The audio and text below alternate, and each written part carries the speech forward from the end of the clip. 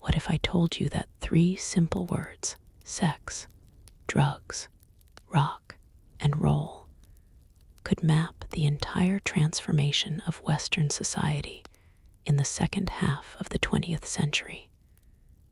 This isn't just a slogan on a t-shirt. It's a battle cry, a manifesto, a story of liberation, excess, decay, and rebirth. It's the story of how youth stopped being a phase and became a nation. How music stopped being just entertainment and became a weapon. How pleasure became politics, and how that revolution was televised, commodified, and ultimately survived. This is the story of the holy trinity of rebellion. Our story begins not with a bang, but with a stifled yawn. The 1950s. America, victorious from war, was building a paradise of conformity. The ideal was the nuclear family, the suburban home, the corporation man. Sex, strictly marital, discreet, and for procreation. Discussing it was taboo. Drugs. For most, alcohol and nicotine were the limits, with a growing cultural fear of marijuana associated with jazz and marginal groups. Rock and roll. It didn't exist yet, but underneath this placid surface, tectonic plates were shifting. The children of the GI generation were coming of age in unprecedented economic comfort. They had pocket money, cars, and free time, and they were hungry for an identity separate from their parents. The music they were fed, patriotic pop, sanitized swing, didn't speak to this nascent restlessness. Then, from the crackling radios and spinning 45s, a new sound emerged. It wasn't born in boardrooms. It was forged in the crucible of rhythm and blues, the raw, sexually charged music of Black America, and country and Western, the music of white rural heartache. And then came Elvis Presley in 1956 on The Ed Sullivan Show. Elvis performed Hound Dog. His hips swiveled with an unmistakable primal rhythm. To parents, it was obscene. To teenagers, it was a revelation. Here was the sex in our trilogy, encoded in motion. He wasn't just singing, he was performing physicality. The media dubbed it Elvis the Pelvis. The establishment was terrified. Critics called him a moral virus. But the genie was out of the bottle. Rock and roll, a term coined by DJ Alan Freed, originally a black slang term for sex, was now the anthem of youth. It was primitive, direct, and focused on the pleasures of the body. Dancing, romance, rebellion. Little Richard's Tutti Frutti was a cleaned-up version of a wildly sexual song. Jerry Lee Lewis married his 13-year-old cousin and pounded the piano like a man possessed. This was the first front in the war, the body in revolt. Drugs were not yet part of the mainstream rock narrative. The Beat Generation poets, Kerouac, Ginsberg, Burroughs, were the precursors, experimenting with marijuana, benzodrine, and seeking mystical experiences. They provided the intellectual framework for questioning the square world, but their audience was limited. For now, rock and roll's drug was adrenaline. The first wave of rock was nearly killed off. Elvis was drafted. Chuck Berry was jailed. Buddy Holly died. In its place rose a safer, cleaner version. Surf music, pop idols like Fabian. It seemed the rebellion had been co-opted. But across the Atlantic, in the working-class clubs of Liverpool and London, kids who had grown up on smuggled R and B records were brewing something new. The Beatles arrived in America in 1964, not with the threatening sexuality of Elvis, but with a charming, mop-topped irreverence. They were the acceptable face of the revolution, yet their very presence incited a different kind of sexual frenzy, Beatlemania, a mass, public, and female-driven expression of desire that was unprecedented. The early 60s also saw the popularization of a new drug, amphetamine. Speed was the fuel of the mod subculture in Britain, allowing kids to dance all weekend at clubs like the Marquee. It was utilitarian, not psychedelic.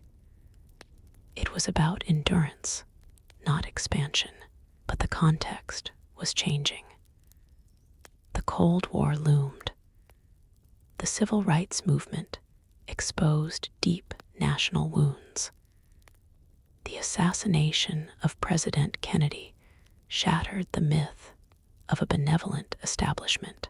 The young generation, now calling themselves teenagers as a distinct class, were primed for a deeper questioning. The rebellion was ready to move from the body to the mind. This is where our three elements fuse into a single, world-altering philosophy. The catalyst was a molecule, lysergic acid diethylamide-25, LSD, originally a psychiatric research chemical. LSD was evangelized by Harvard professors Timothy Leary and Richard Alpert, later Ram Dass. Leary's mantra, turn on, tune in, drop out, was a direct challenge to the materialist, career-driven path of the previous generation. The drug was no longer about escape or energy. It was a tool for revolutionary consciousness. And music was its soundtrack. The Beatles, again, were the harbingers. Their 1965 album Rubber Soul hinted at a more introspective, complex sound. Then, in 1966, they released Revolver with Tomorrow Never Knows, a song directly inspired by the Tibetan Book of the Dead and the LSD experience. It was a universe away from She Loves You. In San Francisco, a full-blown counterculture erupted. Bands like the Grateful Dead, Jefferson Airplane, and Janis Joplin with Big Brother. And the holding company didn't just play music, they provided the sonic environment for acid trips. The music was longer, improvisational, laden with Eastern scales and surreal lyrics. The goal was to replicate and enhance the psychedelic experience.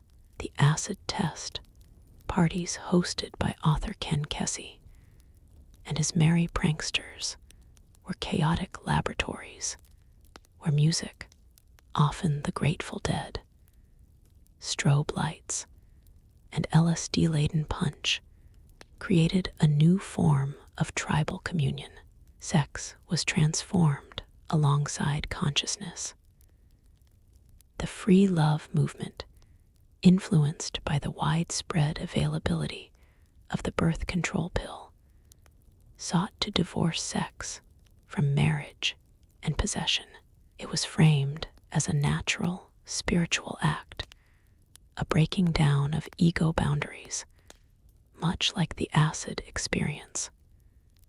Communes sprung up. Nudity at festivals became a statement.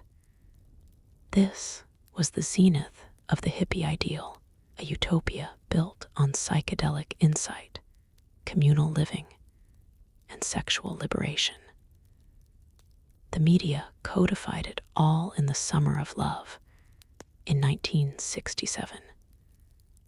But even as 100,000 idealistic youth descended on Haight-Ashbury, the cracks were showing. The scene was overwhelmed. Bad trips, homelessness, and harder drugs like methamphetamine and heroin began to seep in.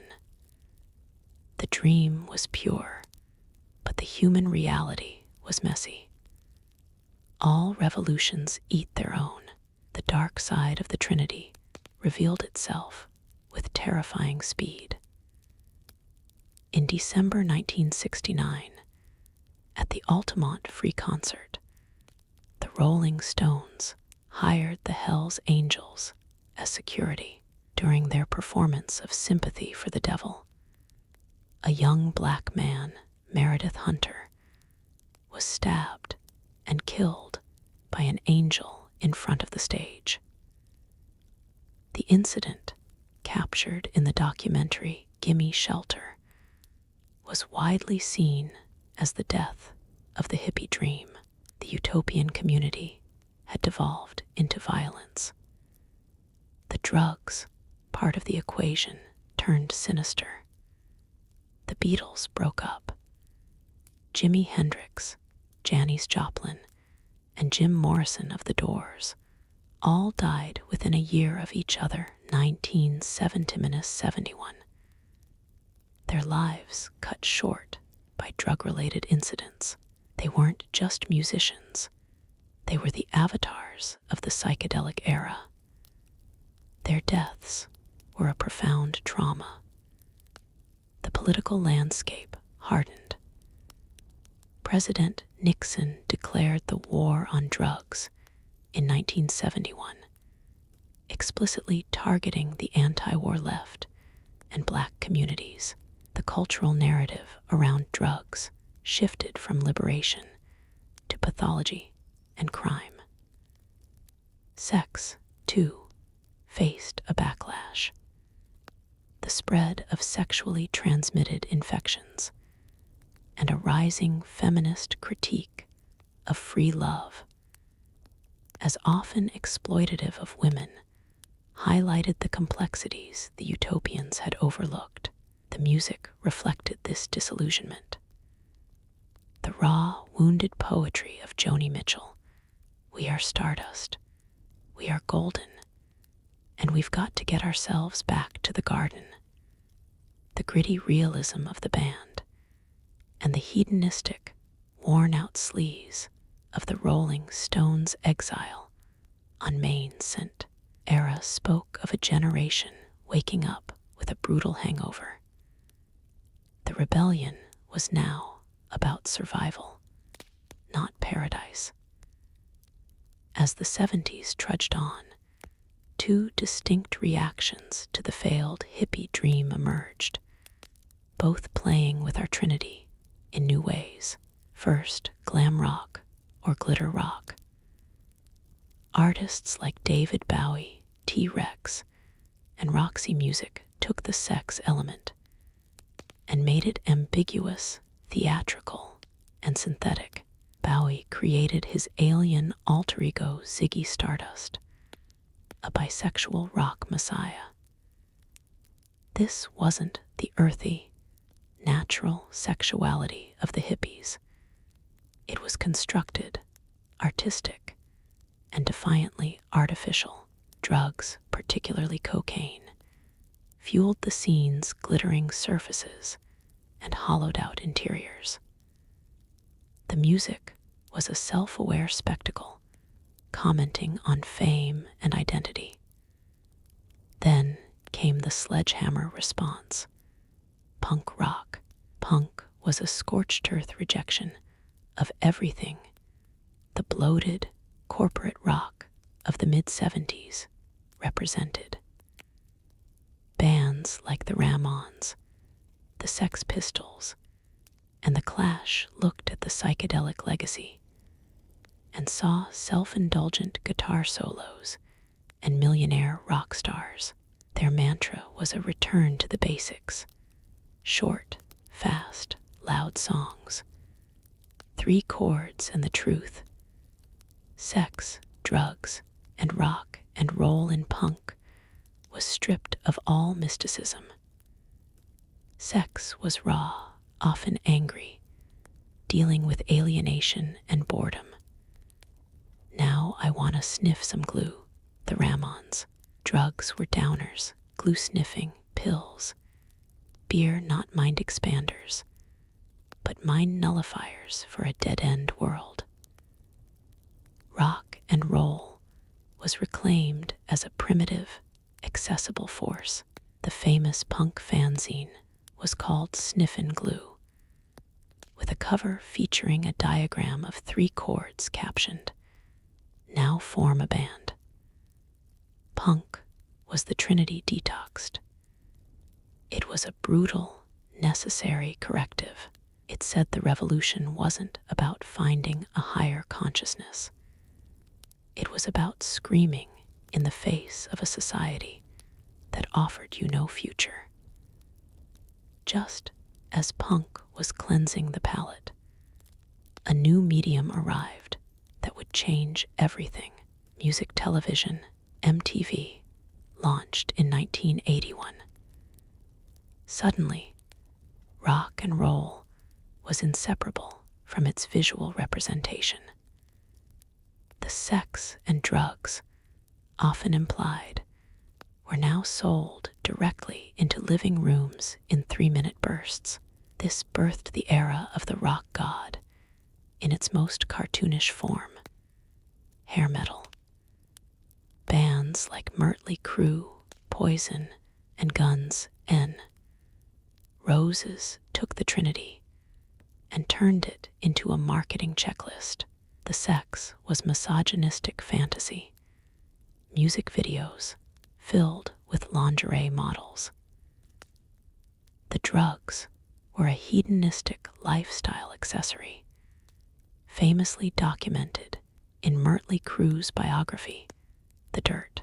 The rock was slick and themic and designed for stadiums. The rebellion was now a product, a costume you could buy at the mall. But other genres were using the Trinity to different ends. Madonna masterfully manipulated imagery of sex and taboo to claim female power and control. Prince fused rock, funk, and soul into a deeply sexual and spiritual universe. Most importantly, a new voice emerged from the Bronx and other urban centers: hip-hop. It didn't use our 3 words, it created its own lexicon. But the elements were there. The music, the rock and roll, was built from breakbeats and defiance. The sex was often boastful and explicit. The drugs narrative shifted from psychedelic exploration to the grim economics of crack cocaine in the late 80s, which hip-hop documented with unflinching detail. Public Enemy took the rebellious spirit of the Trinity and channeled it into militant political awareness. Hip-hop became the new, and far more potent, voice of cultural rebellion. The hair metal fantasy was so vapid it demanded destruction. The deliverance came from Seattle, dressed in flannel. Grunge. Bands like Nirvana, Pearl Jam, and Soundgarden represented a return to punk's authenticity, but filtered through a 70s rock sludge. For them, sex, drugs, and rock and roll was a curse. Kurt Cobain sang of sexual confusion and alienation. The drugs, particularly heroin, were not a party, but a means of self-medication against fame and pain. Rock and roll fame was something Cobain famously despised, a corporate, alternative trap. Grunge was the sound of the Trinity turning in on itself. The rebellion was now internal, a battle with depression and the hypocrisy of the industry. Cobain's suicide in 1994 felt like the final, tragic footnote to the story that began with Elvis. What followed was a vacuum, quickly filled by a new, highly controlled pop machine. The Spice Girls offered girl power as a sanitized product. Britney Spears and NSYNC presented a version of teen sexuality that was choreographed and safe. The drugs element was publicly condemned. Remember the Just Say No era. Rock and roll, as a cultural force, seemed to recede, fragmenting into niche genres. The Trinity was broken apart, its dangerous edges smoothed over for mass consumption. So, where does our holy Trinity stand today? It's not dead. It's been digitized, democratized, and deconstructed. Rock and roll is no longer the dominant cultural force. Its spirit, rebellion, authenticity, DIY ethos lives on in hip-hop, electronic music, and global genres like K-pop, which meticulously manages all three elements of our Trinity for its idols. The album has given way to the stream, changing how we consume musical rebellion. Sex is now negotiated in the digital public square of social media and dating apps. The liberation struggles have evolved into movements like Number Me Too, focusing on consent and power, a mature and necessary evolution from the often naive free love of the 60s. Drugs are in a strange dual state. The war on drugs is being slowly dismantled in places, with marijuana legalization spreading.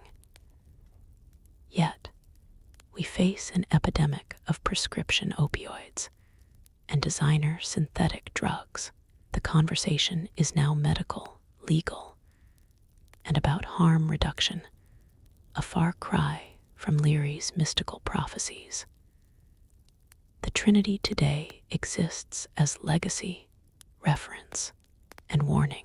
Every teenager wearing a Nirvana t-shirt, every festival goer at Coachella, a far cry from Woodstock's mud. Every artist sampling a 70s riff is interacting with this history. The story of sex, drugs, and rock and roll is the story of modernity's search for freedom. It's a cycle of utopian dreams, harsh awakenings, commercial co-option, and resilient rebirth.